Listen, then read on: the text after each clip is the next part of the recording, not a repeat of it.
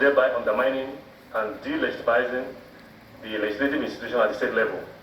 This interference has been ramped up, especially in opposition to the bills granting financial and administrative autonomy. But we know what's at stake here.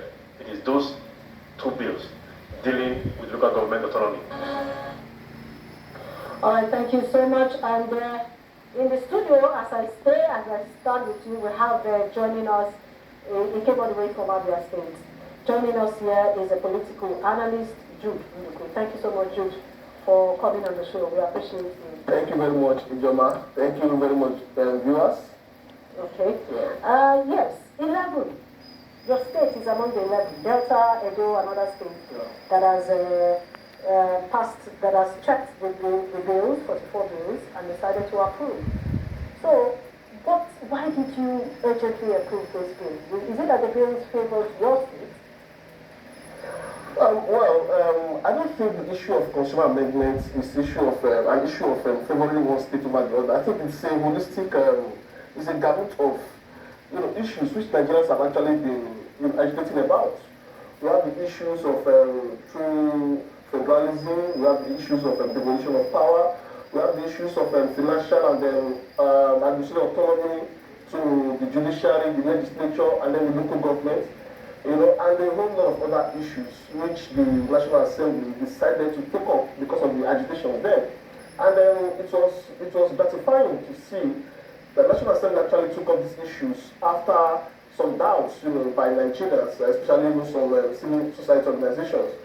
And then at the end of the day, for these amendments to make progress, the National Assembly would need 24, a minimum of 24 of the 36 state House of Assembly, to give their consent, to work and give their consent, to the amendments. Unfortunately, after 6 months, like I mentioned, only 11 states, including Abia State, where I also come from, have given their consent, have worked and given their consent. So, like you rightly mentioned, Senator Obiamu Adegbe, who is the chairman of the Constitutional Review Committee of the National Assembly, was expressing strong reservations about why some states, couldn't follow suit, thereby stalling that process, which to me, I think, will be missing a very good opportunity.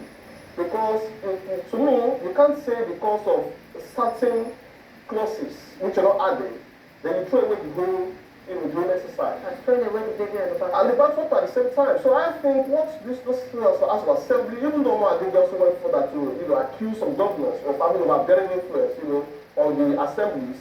But then beyond that, I think what should have been done was what other states did, for example. Pass what has been sent to you, whichever one you have reservations about, you send back, so that the National Assembly can work on these things. They are the heartbeat of Nigerians.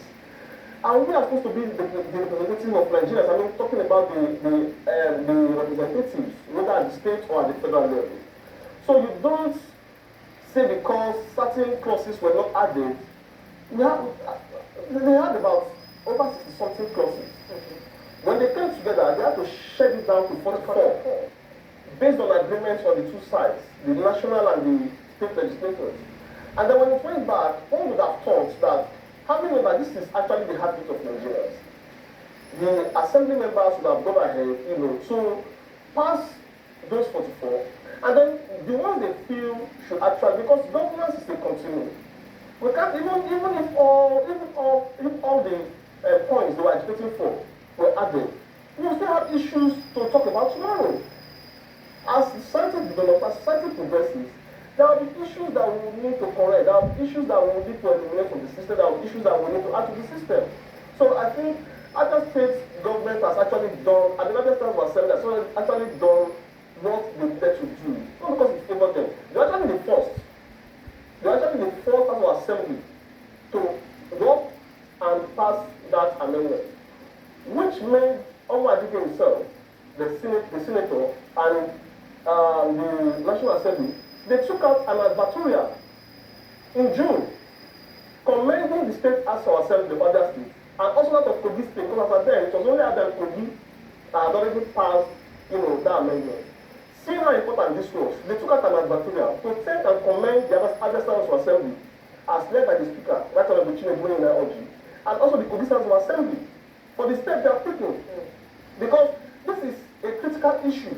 It is in the heart of governance, it is in the heart of democracy, it is in the heart of what we are trying to achieve, for the people. So they were so excited that they took that advertorial.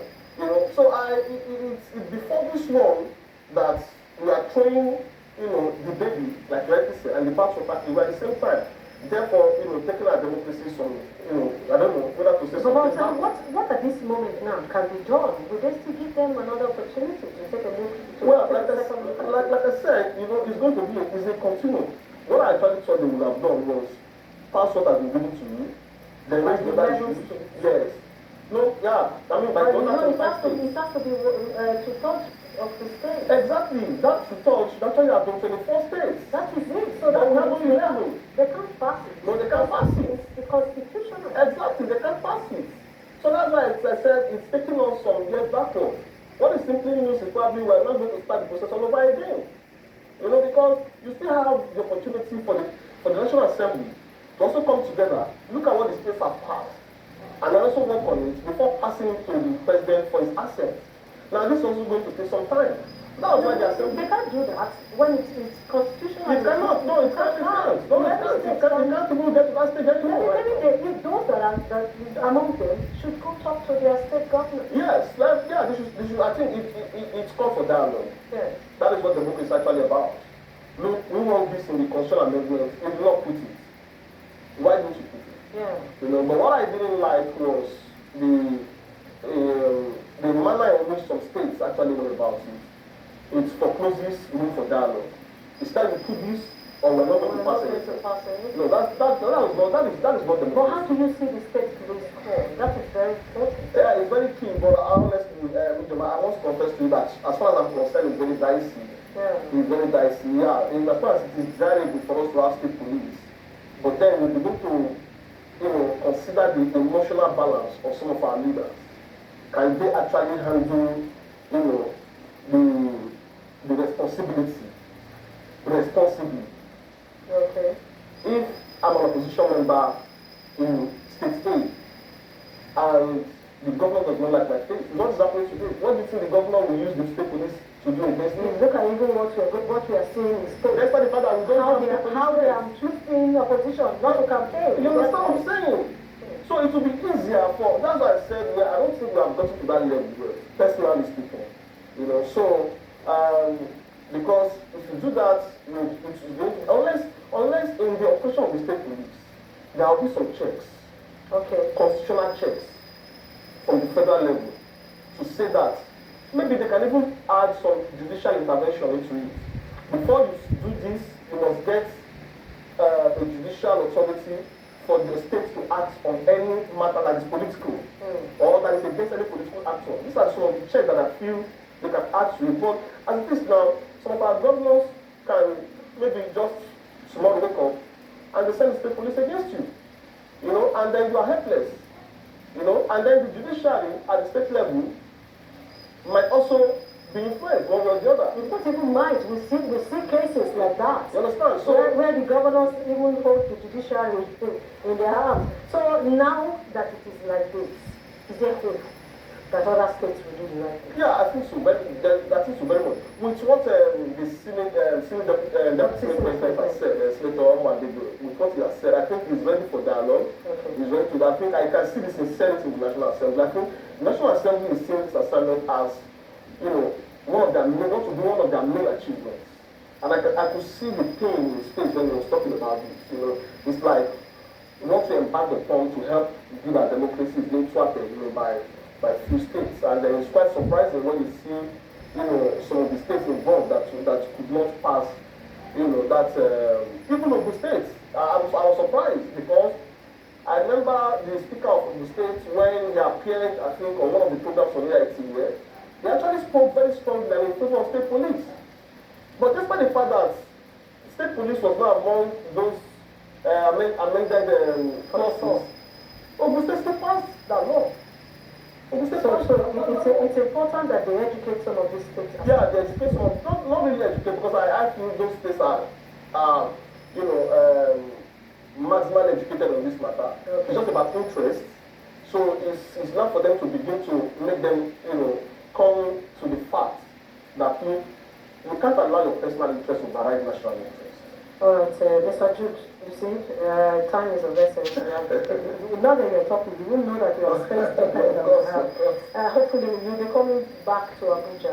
Because this is an issue we need to take a look at, because it has to do with the future of this country. If you talk about restructuring, and the National Assembly is trying to see how they can make things work for Nigeria, and the State Assembly are thwarting that effort, then it is necessary we keep talking about it. Jude Ndukwe is a political analyst from Abia State. Thank you so much. I appreciate it. Thank you very much. Thank you. Well, thank you too for being a part of this program. Do join us tomorrow 10 p.m. for another interesting, either single or double session of the program for you. Until tomorrow when we return, follow me at EG or Samo on Twitter. Good night.